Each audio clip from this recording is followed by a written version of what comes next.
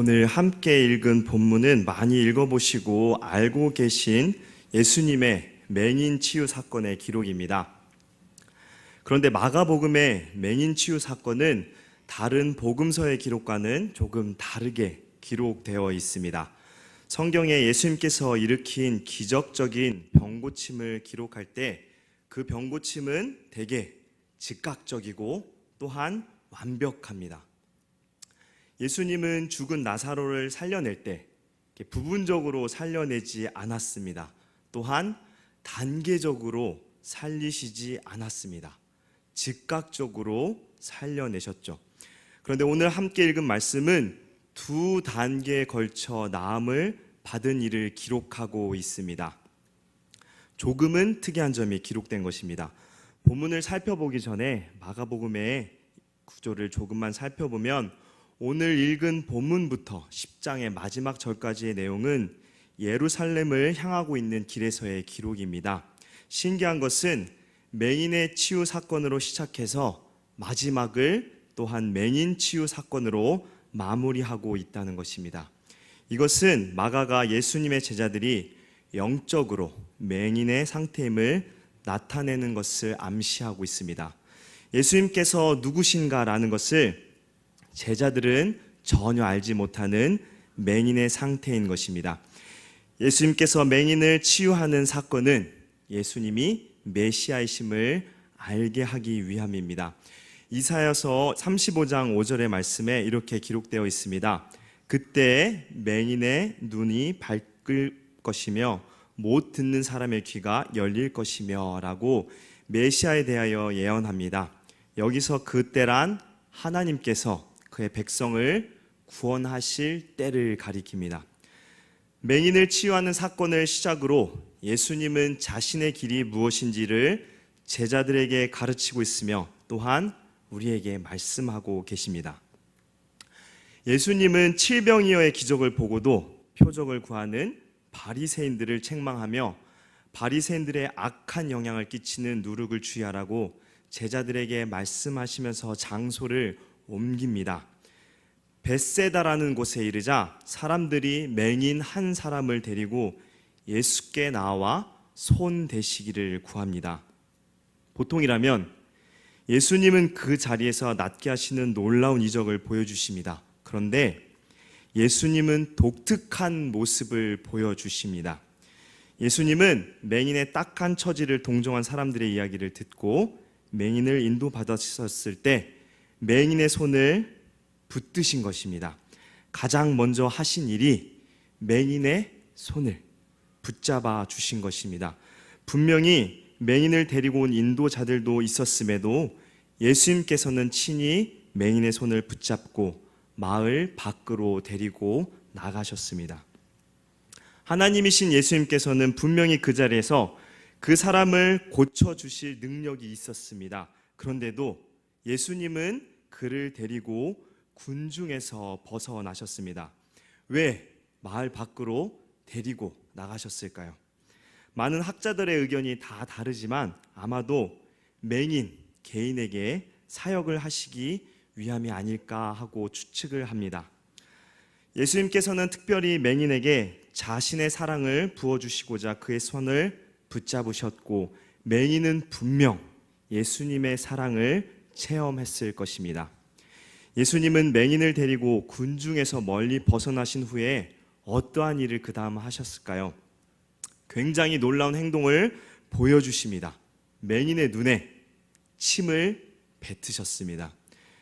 만약에 누가 우리 눈에 침을 뱉으면 어떨까요? 그것은 아주 민망하고 치욕스러운 행위일 것입니다. 그러나 당시의 기록들을 살펴보면 침을 사용하여 치료하는 의료 행위가 있었습니다. 예수님께서는 마가복음 7장에서도 귀먹고 말 더듬는 자를 고치실 때 침을 사용하셨습니다. 아무튼 예수님은 이렇게 침을 뱉으셔서 눈을 만져주셨습니다. 그리고는 물으십니다. 무엇이 보이느냐? 맹인은 순간 눈에 사람들이 보였습니다. 나무 같은 것들이 걸어가는 것을 보나이다 라고 맹인은 말했습니다. 전에는 아무것도 볼 수 없었습니다. 맹인은 결코 희미한 것도 또한 침침한 것도 볼 수 없었습니다. 눈이 있어봐야 전혀 쓸모없는 것이었는데 이제는 눈이 조금 보이는 것입니다. 조금 전만 해도 아무것도 보이지 않던 눈이 이제는 보인 것입니다. 예수님은 그것으로 끝내시지 않고 두 번째로 맹인에게 손을 대셨습니다. 25절에 이에 그 눈에 다시 안수하시매. 네, 이제 맹인은 어떻게 되었나요? 그가 주목하여 보더니 나아서 모든 것을 밝히 보는지라 라고 기록되어 있습니다. 두 번째 손을 대시자 희미하던 물체들이 또렷하게 보였습니다. 이제 그의 눈은 모든 것을 명확하게 볼 수 있었습니다. 그는 사람과 나무를 구별할 수 있었고 사람들이 무엇을 하는지 볼 수 있었습니다. 전에는 손으로 얼굴을 만져보고 물체를 만져야만 알 수 있었던 것이 이제는 만지지 않고 다 볼 수 있게 되었습니다. 전에는 음성을 듣고 귀 기울여 들어야만 상황을 파악할 수 있었던 것을 이제는 그렇게 하지 않아도 모든 것을 알 수 있게 되었습니다. 그리고 그 옆에 계신 예수 그리스도의 얼굴을 그는 또렷하게 볼 수 있게 되었습니다. 놀라운 기적의 순간입니다. 그는 분명 눈만 고침을 받은 것이 아니라 마음도 고침을 받았을 것입니다. 돌처럼 굳었던 마음이 제거되고 살처럼 부드러운 마음으로 바뀌었을 것입니다. 성경에서 맹인의 상태를 자주 기록하는 이유는 바로 타락한 우리 인간의 상태를 나타내기 위해서입니다. 우리는 어떤가요? 모두 죄 가운데서 태어난 사람입니다. 우리는 모두 영적으로 맹인입니다. 세상의 것을 본다고 하지만 우리의 마음은 영적으로 모두 맹인이었습니다. 맹인은 절대로 자신의 눈으로, 절대로 자신의 힘으로 세상을 볼 수 없습니다. 보겠다고 결심할 수는 있지만 눈이 고쳐지기 전에는 절대로 볼 수가 없습니다. 아무것도 보이지 않는 상태에서 무엇인가를 볼 수 없습니다. 오직 놀라운 기적만이 맹인의 상태에서 보는 상태로 바뀔 수 있습니다. 오직 하나님의 능력만이 맹인의 상태를 고치실 수 있습니다. 하나님은 무에서 유를 창조하시는 분이십니다. 아무것도 없는 상태에서 무엇인가를 만드는 것, 이것을 인간은 결코 할 수 없습니다. 무에서 유를 창조한다고 하는 표현을 많은 이들이 사용하는데 그만큼 자신들의 노력이 대단했고 또 어려운 일이었다고 강조하며 말합니다. 그러나 그것은 아무것도 없는 무가 아니지요. 오직 아무것도 없는 상태에서 무언가를 만드는 것은 하나님만이 하실 수 있습니다. 이것이 바로 하나님께서 이루신 천지 창조이며 또한 우리에게 베풀어 주신 구원입니다. 오직 하나님만이 죽음에서 생명으로 우리를 이끄실 수 있으며 인간 영혼을 살리실 수 있습니다. 영적으로 흑암에 살다가 하나님 나라를 보게 되는 것, 우리의 눈을 열어주셔서 하나님께 속한 것들을 보게 하는 것, 그것이 바로 구원입니다. 이것은 오직 하나님의 은혜로만 되는 일입니다. 그래서 우리가 하는 역할은 아무것도 없습니다. 다만 맹인의 심정처럼 보기를 간절히 바라는 마음이며 하나님만이 우리를 고칠 수 있다라는 믿음뿐입니다. 예수님께서 맹인을 만지셔서 치료된 것처럼 성령의 은혜로 우리는 영적인 맹인 상태에서 눈을 볼 수 있는 상태로 치유됩니다. 이 놀라운 구원의 은혜는 한순간에 발생합니다. 성령께서 우리의 영혼을 만져주심으로 성취됩니다. 에스겔 36장 26절의 기록처럼 새 영을 우리 속에 두고 새 마음을 우리에게 주셔서 우리의 굳은 마음을 제거하고 부드러운 마음을 주시며 또한 하나님의 영을 우리 속에 두셔서 우리로 하여금 하나님의 율례를 행하게 하십니다. 하나님은 인간 영혼을 살리실 때 즉각적으로 행하십니다. 즉 하나님은 다른 도구들이나 다른 것들 없이 하나님께서 직접 하신다는 것입니다. 예수님도 마찬가지겠죠. 다른 도구들이 필요 없으십니다. 음성으로도 낫게 하시는 권능이 있으신 전능하신 하나님이십니다. 그러나 왜 예수님은 맹인에게 침을 뱉으셨으며 한 번 더 만져주셨을까요? 맹인은 처음 침을 뱉으시며 안수할 때 맹인은 처음으로 눈을 보게 되었습니다. 나음을 얻게 된 것이죠. 분명히 고침을 받은 것입니다. 다만 명확하게 보이지 않았습니다. 우리가 처음 구원받았을 때 어떤가요? 저는 제가 구원받을 때를 정확하게 기억하지 못하고 있습니다. 어떤 이들은 정확한 날짜를 기억하지만 저는 그때가 정확하게 기억나지 않습니다. 아마 구원의 은혜를 경험하고도 말씀에 대하여 또 하나님에 대하여 천국의 소망에 대하여 명확하게 알지 못했기 때문일 것입니다. 그것을 비로소 알게 된 때는 신학대학원에 가서 신학 공부를 통해 구원의 기쁨과 확신 그리고 감사를 비로소 명확하게 알게 되었습니다. 우리는 구원받고 나서는 분명 흑암에서 생명의 빛으로 나아옵니다. 하나님의 나라를 알게 되고 또 하나님을 알게 됩니다. 그때 우리의 모습은 아기와 같습니다. 바울 사도의 고백처럼 내가 어렸을 때에는 말하는 것이 어린아이와 같고 깨닫는 것이 어린아이와 같고 생각하는 것이 어린아이와 같습니다. 비록 빛의 왕국으로 옮겨지지만 우리는 완전하게 변화되고 완전하게 볼 수는 없습니다. 즉 우리는 단계적으로 성장해야만 합니다. 우리는 중생, 즉 구원을 경험할 때 사람을 걷는 나무처럼 봅니다. 우리의 영적 시야는 아직 뿌옇습니다. 모든 것이 뚜렷하게 보이지 않습니다. 구원받은 뒤에도 계속 죄를 지음으로 우리의 눈은 여전히 가려져 있습니다. 언젠가는 분명 우리의 눈이 완전히 밝아져 모든 것이 보이는 날이 올 것인데 그 상태를 신학적 용어로 영화라고 합니다. 영화, 즉 완전한 성화가 된 상태는 현재 우리가 살고 있는 이 세상에서는 이룰 수가 없습니다.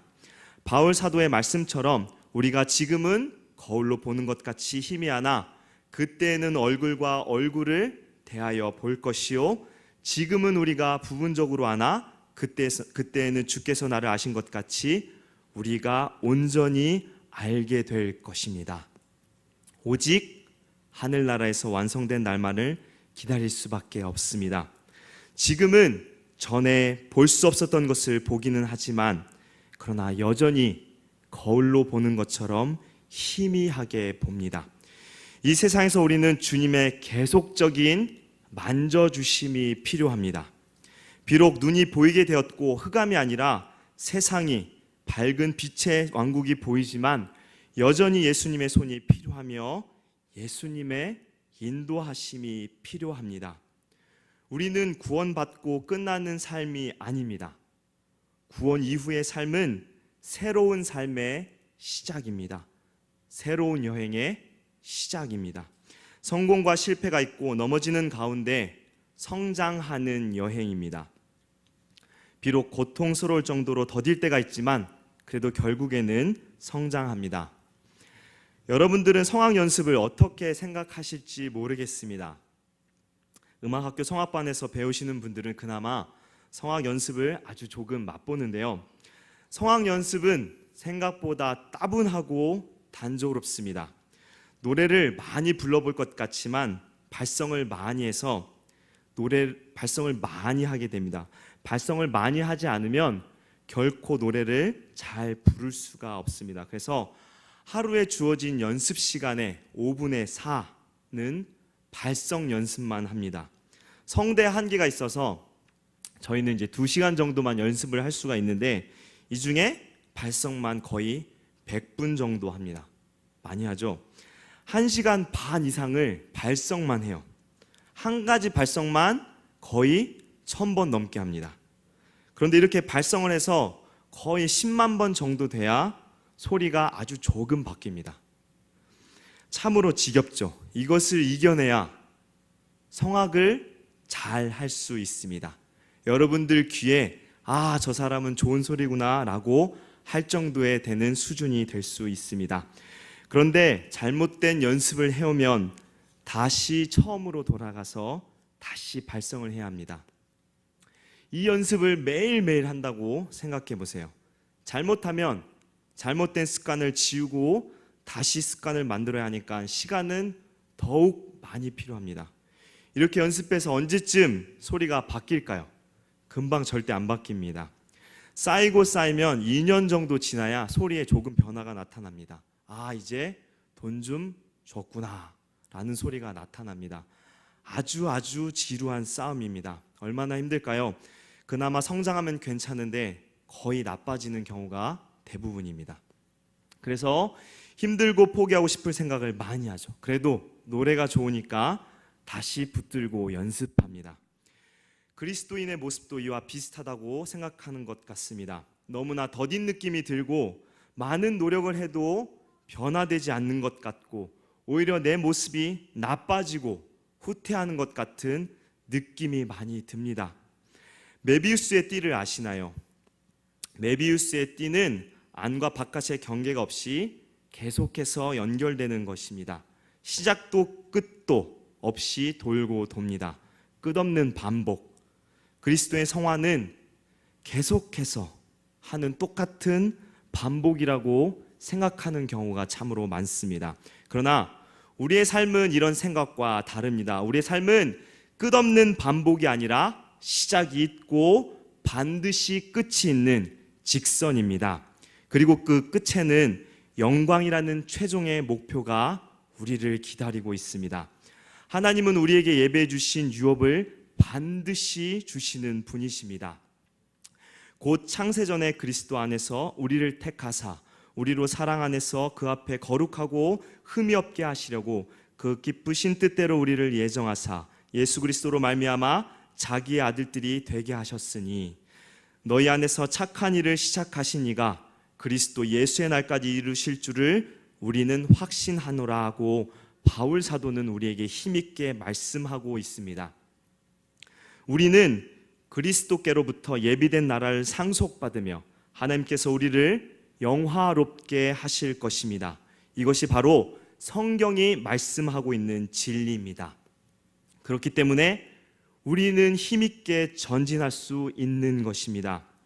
형제들아, 나는 아직 내가 잡은 줄로 여기지 아니하고 오직 한 일, 즉 뒤에 있는 것을 잊어버리고 앞에 있는 것을 잡으려고 표대를 향하여 그리스도 예수 안에서 하나님이 위해서 부르신 부름의 상을 위하여 달려가노라 하고 말씀한 사도 바울의 말씀처럼 우리도 앞으로 향하여 달려가는 삶입니다.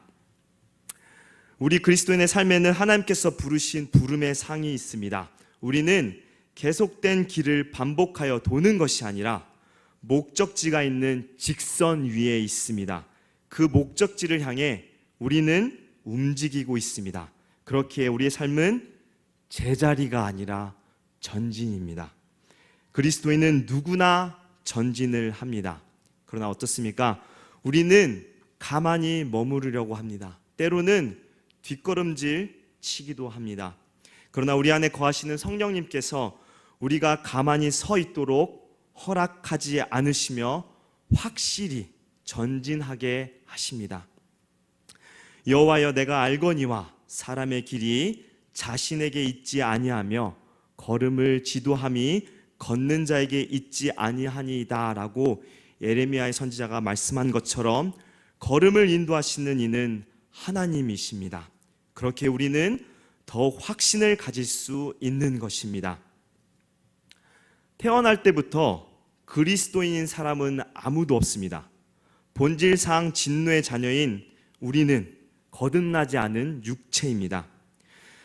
그리스도인의 삶은 성령의 구원하심과 더불어 시작됩니다. 그렇기에 거듭난 그리스도인 또는 거듭나지 않은 그리스도인이라는 표현은 모두 잘못된 표현입니다.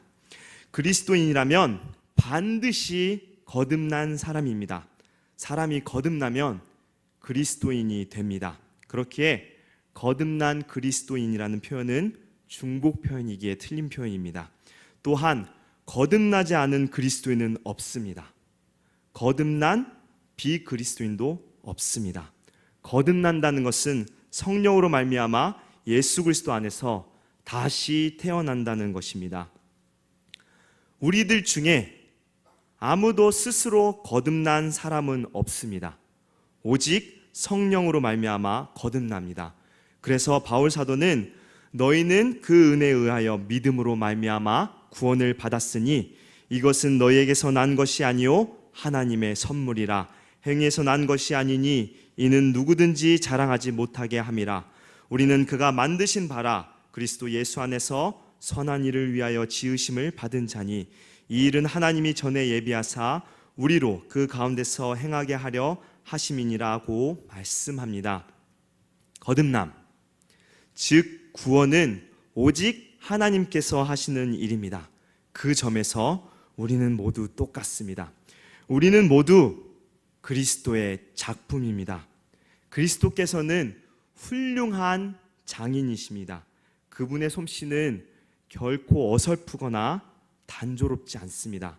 주님께서는 우리를 구속하실 때 우리의 정체성이나 우리가 가지고 있는 개성을 버리시지 않습니다. 그리스도인은 누구나 그리스도께서 제작하신 독특한 예술 작품입니다. 그리스도인은 문자 그대로 걸작품입니다. 한번 옆에 분 한번 보실래요? 어떠세요? 옆에 계신 분은 걸작품이죠. 한번 말씀해 볼까요? 당신은 주님이 만드신 걸작품입니다. 네, 꼭 이 얘기를 하십시오. 당신은 주님이 만드신 걸작품입니다. 구원의 은혜를 받은 우리는 전진의 삶을 살아야 합니다. 하나님께서 반드시 우리를 이끌어 주시지만 그렇다고 우리는 그냥 손 놓고 그냥 있어서는 안 됩니다. 바울 사도는 항상 복종하여 두렵고 떨림으로 너희 구원을 이루라. 너희 안에서 행하시는 이는 하나님이시니 자기의 기쁘신 뜻을 위하여 너희에게 소원을 두고 행하게 하시나니라고 말씀합니다.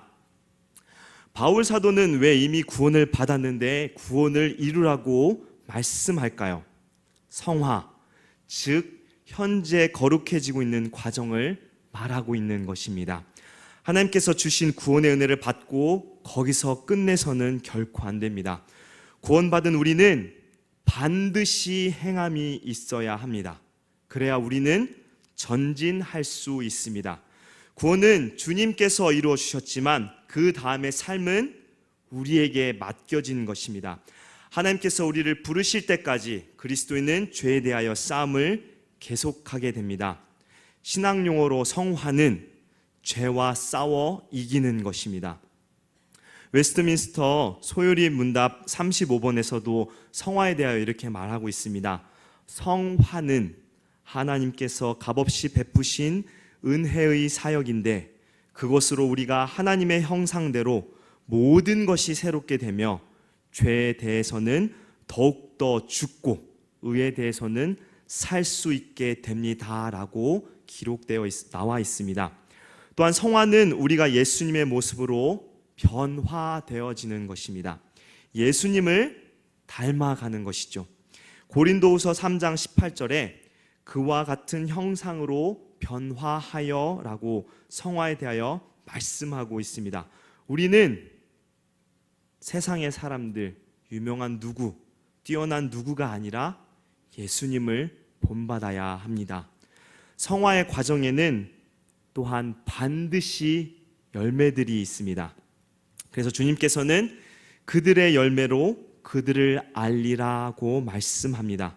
성화에는 반드시 행위의 열매가 있어야 합니다. 육적인 그리스도인이라 함은 그리스도를 믿는다고 하면서도 항상 육체의 소욕에 지배를 받는 생활을 하는 성령의 열매를 맺지 못하는 사람입니다. 아까도 말씀드렸다시피 육적인 그리스도인이라는 표현은 모순이 담겨져 있습니다. 왜냐하면 육적인 삶을 사는 것은 비그리스도인이라고 불러야 하기 때문입니다. 성령으로 거듭나서 삶의 변화가 생기지 않는 일이란 절대로 있을 수가 없습니다. 열매가 없는 그리스도인은 그리스도인이 아닙니다. 변화는 순종으로 향하는 삶으로 나타나게 됩니다. 우리가 보여주는 선행은 참 믿음에서 흘러나옵니다. 행위로 말미암아 우리를 의롭게 하는 것이 아닙니다. 그러나 선행이 나오지 않는다면 그것은 우리가 참 믿음을 갖고 있지 않고 따라서 여전히 의롭다함을 받지 못한 사람이라는 결정적인 증거입니다. 내 형제들아, 만일 사람이 믿음이 있노라 하고 행함이 없으면 무슨 유익이 있으리요? 그 믿음이 능히 자기를 구원하겠느냐?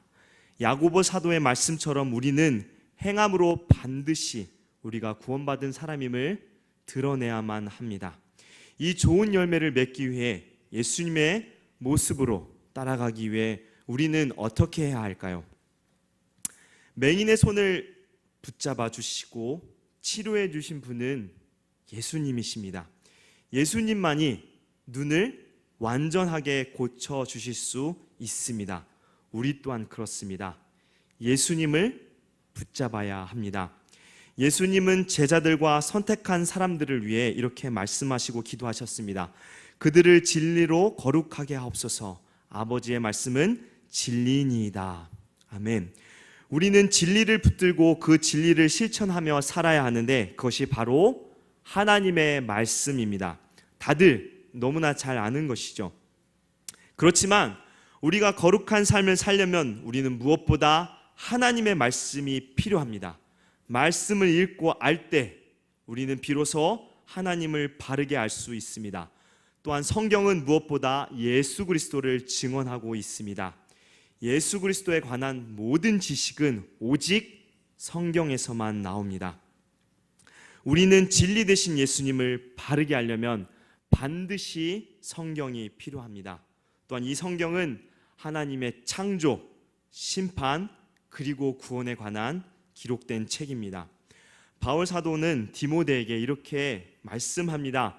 성경은 능히 너로 하여금 그리스도 예수 안에 있는 믿음으로 말미암아 구원에 이르게 하는 지혜가 있게 하느니라. 아멘.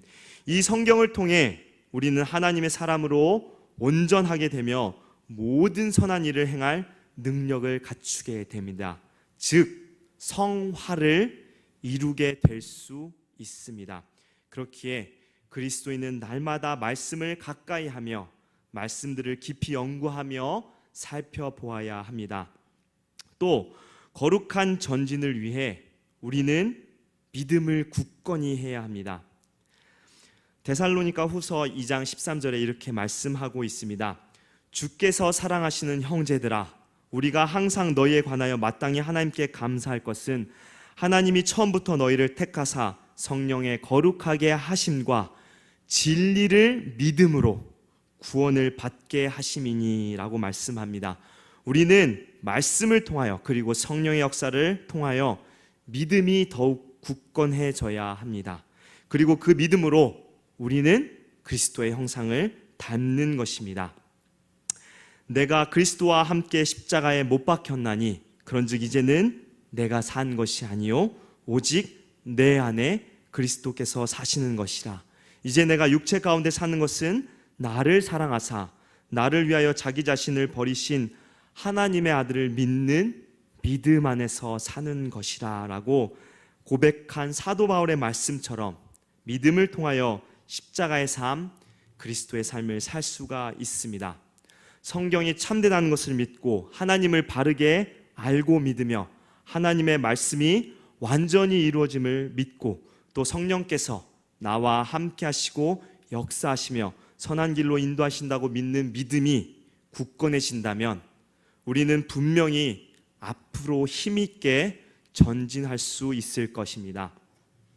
히브리서 기자는 성경의 모든 위인들을 설명하면서 그 위인들은 모두 믿음으로 극복하였다고 말씀합니다. 히브리서 11장 33절의 말씀에 기록되어 있는데요. 우리 스크린을 보면서 함께 읽겠습니다. 시작. 그들은 믿음으로 나라를 이기기도 하며 의를 행하기도 하며 약속을 받기도 하며 사자들의 입을 막기도 하며. 네, 아멘. 우리는 이 믿음이 단단해지도록 날마다 기도하며 성경을 읽고 우리의 믿음을 점검해야 합니다. 마지막으로 우리는 인내함으로 전진해 나아가야 합니다. 절대로 포기해서는 안 됩니다. 구원의 완성이신 주님께서는 시작하신 일을 다 이루셨습니다. 예수님은 십자가에서 고통을 당하시며 마지막 숨을 헐떡이시면서 다 이루었다고 말씀하셨습니다. 이 말씀을 하신 때는 생명을 마치실 때였습니다. 임무를 다 완수하셨을 때입니다.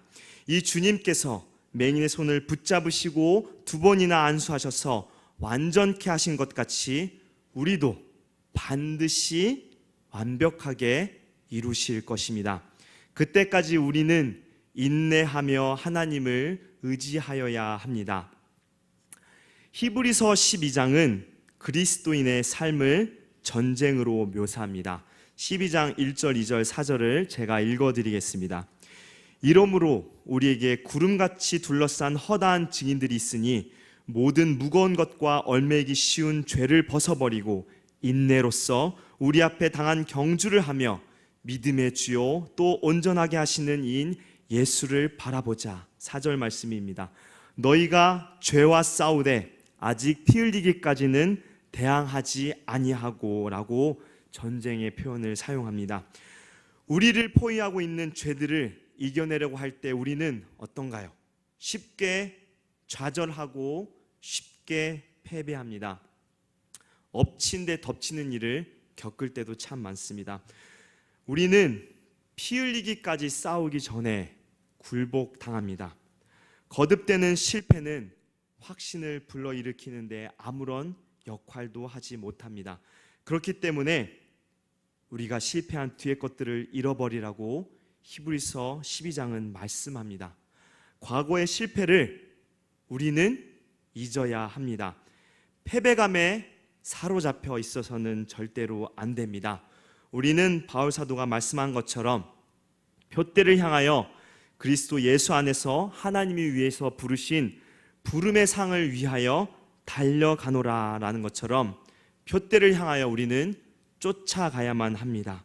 우리는 절대로 포기해서는 안 됩니다. 우리가 향하는 표대, 그 표대는 결코 하찮은 것이 아닙니다. 쟁취할 만한 가치가 있는 것입니다. 두려워하고 떨 만한 가치가 있는 것입니다. 그리스도의 거룩하고 깨끗한 부르심, 다른 어떤 것보다 더욱 노력하고 얻을 만한 가치가 있습니다. 우리의 삶의 어떤 것보다도 가장 중요한 것입니다. 그것은 피를 흘리고 땀을 흘리고 눈물을 흘릴 만한 가치가 있습니다. 또한 히브리서 기자는 우리가 사생아들이 아님을 분명히 말씀하고 있습니다. 또 아들들에게 권하는 것 같이 너희에게 권면하신 말씀도 잊었도다. 일러스되 내 아들아 주의 징계하심을 경히 여기지 말며 그에게 꾸지람을 받을 때 낙심하지 말라.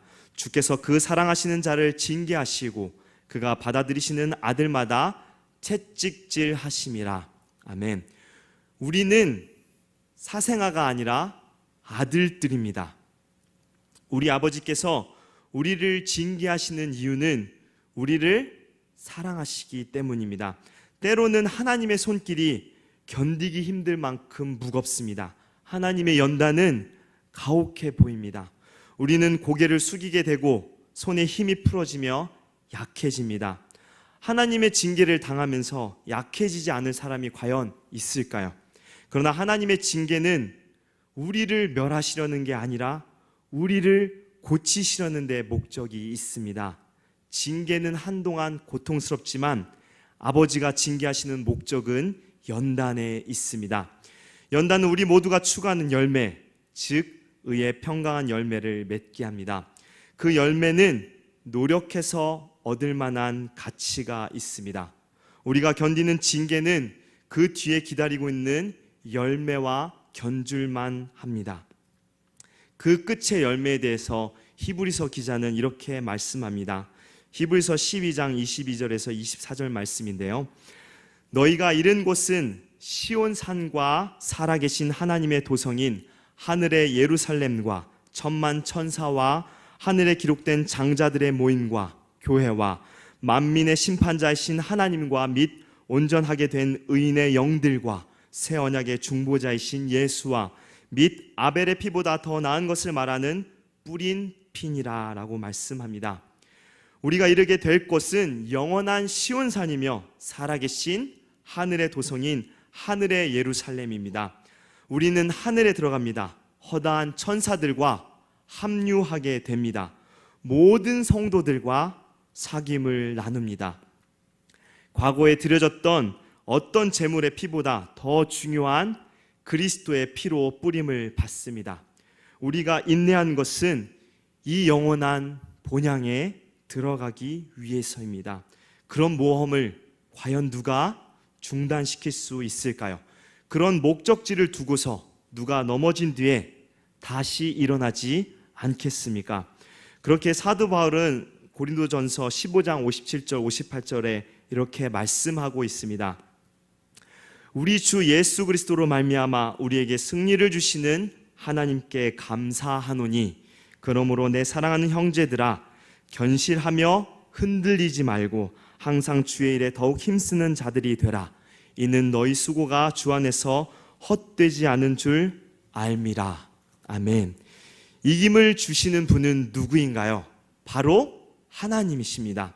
하나님께서는 하나님의 백성을 결코 포기하지 않으십니다. 하나님께서 그 정하신 작정을 패하시지 않으십니다. 왜냐하면 예수 그리스도의 십자가의 피로 말미암아 새 언약의 백성으로 우리를 삼았기 때문입니다. 우리는 바로 하나님께서 언약을 맺은 새 언약의 백성입니다. 하나님은 끝까지 우리를 책임져 주실 것입니다. 말씀을 마무리하겠습니다. 우리는 하나님의 은혜가 임하기 전에는 함께 읽은 본문의 말씀처럼 맹인과 같습니다. 아무것도 볼 수가 없었습니다. 아무것도 볼 수 없었던 우리는 하나님의 놀라운 기적으로 눈을 뜨게 되었습니다. 이것은 우리의 능력이 아닙니다. 하나님의 은혜입니다. 그러나 어떻습니까? 우리는 말씀처럼 희미하게 보일 뿐입니다. 예수님께서는 능력의 손으로 우리를 끝까지 붙잡으시고 인도하시며 안수하셔서 우리의 눈이 모든 것을 환히 보이도록 하실 것입니다. 그때가 비록 지금은 아니지만 반드시 옵니다. 그런데 우리는 환히 보일 때까지 그냥 손을 놓고 있을까요? 말씀에서 맹인은 가만히 있었던 것이 아니라 눈을 뜨고 보고자 주님을 믿고 의지하였습니다. 우리도 똑같습니다. 하나님은 그의 아들 예수 그리스도의 피값으로 우리를 우리를 피값으로 주고 산 값진 존재들입니다. 우리를 얼마나 사랑하시는지 그 아들을 죽기까지 하셨습니다. 그렇게 하나님은 결코 우리를 놓지 않으십니다. 그 강하고 전능하신 손으로 우리를 꽉 붙잡아 주실 것입니다. 그렇게 우리는 하나님을 끝까지 의지해야만 합니다. 우리에게 주어진 삶 속에서 우리는 주님을 붙잡고 지금 우리 앞에 놓여져 있는 죄와 싸워 이겨야 합니다. 바울 사도도 죄에 대하여 싸워서 우리의 몸을 의의 병기로 만들라고 말씀합니다. 로마서 6장 12절 13절의 말씀인데요. 우리 함께 스크린을 보고 한 목소리로 12절 13절 함께 읽겠습니다. 시작. 그러므로 너희는 죄가 너희 죽을 몸을 지배하지 못하게 하여 몸의 사욕에 순종하지 말고 너희 지체를 불의의 무기로 죄에게 내주지 말고 오직 너희 자신을 죽은 자 가운데서 다시 살아난 자 같이 하나님께 드리며 너희 지체를 의의 무기로 하나님께 드리라. 아멘. 여러분, 성화는 우리가 옛사람에서 새 사람으로 변화되는 것입니다. 우리가 변화되는 것이 배추에서 김치로 변화되는 것과 비슷하다는 생각을 가끔 합니다. 제가 지하철역에서 지하철을 기다리는데 스크린도어에 괜찮은 시가 보여서 여러분에게 한번 읽어드리겠습니다. 여러분, 배추는 어떻게 김치가 될까요? 배추가 김치로 변신하려면 여러 번의 죽음을 거쳐야 한다. 밭에서 뿌리 뽑혀 뿌리 잘릴 때, 배 갈려 두 쪽으로 찢어질 때, 소금에 절이고 양념으로 숨 죽일 때, 제 잎으로 돌돌 말려 통에 갇히고 딤채에 잠길 때, 이렇게 여러 번 죽은 후 그러고도 자성의 긴 시간을 지나며 썩지 않는 싱싱함을 지녀야 비로소 깊은 맛의 김치가 된다. 네, 배추도 김치로 변하기 위해 많은 죽음을 겪습니다. 우리도 우리 죄를 죽이고 죽여야 비로소 예수님의 모습으로 닮아가며 영광스러운 모습으로 변하게 될 것입니다. 우리는 옛것에서 새것으로 바뀌어야 합니다. 예전에 죄를 지기던 삶에서 죄를 미워하며 하나님께서 기뻐하시는 삶으로 바뀌어야 합니다.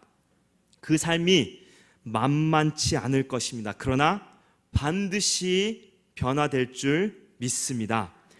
우리는 비록 연약하지만 하나님의 말씀으로 능히 이길 수 있으며 하나님을 굳건히 붙잡는 믿음으로 죄에 굴복당하지 않으며 인내함으로 우리는 마침내 승리하게 되어 모든 것을 밝히 보게 되며 영광스럽게 될 것입니다. 기도하겠습니다. 우리의 눈을 뜨게 하셔서 죽음에서 생명으로 인도하신 은혜의 주님 감사합니다. 우리를 구원으로 인도하시고 우리가 또한 영화롭게 되도록 우리를 인도하실 주님, 우리가 주님을 의지하며 주님 손 꼭 붙잡고 마지막까지 살게 하여 주시옵소서. 주님께서 맹인의 손을 붙잡으시고 인도하셔서 모든 것을 밝히 보게 하신 것처럼 우리가 죄에 대하여 승리하는 삶을 날마다 살도록 인도하여 주시옵소서. 감사드리며 예수님 이름으로 기도합니다.